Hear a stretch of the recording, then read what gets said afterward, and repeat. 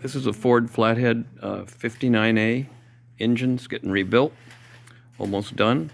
And we know that hot restarting carburetor percolation issues are a problem with just about anything that uses a carburetor today with 10% ethanol in our gas. But something that you can try that might help reduce the long cranking times when the engine's hot is if we block off the exhaust crossover.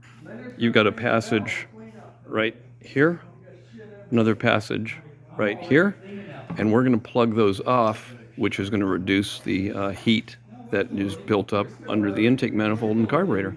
Let's see if it works.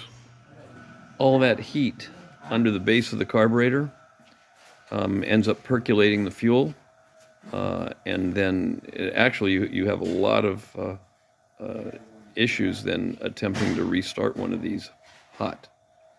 This should help. Here's the passageway on the intake manifold. That exhaust heat normally would come up under here, under the carburetor, and back the other side. And we're going to keep that from happening. This is a Dorman Part Number 55-012.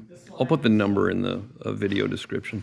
That's a 3/4 inch cut plug that should fit just right in that crossover hole.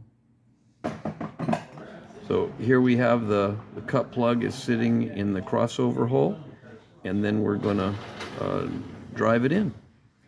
So we can just use a large punch. We're going to just tap it in with a ball peen hammer.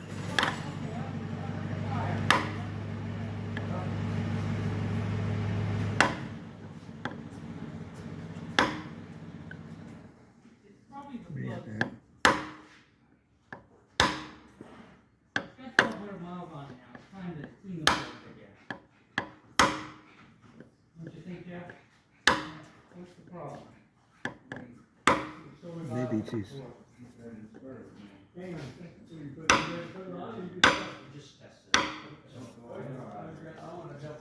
And it looks like we have it flush with the surface, and that looks pretty good.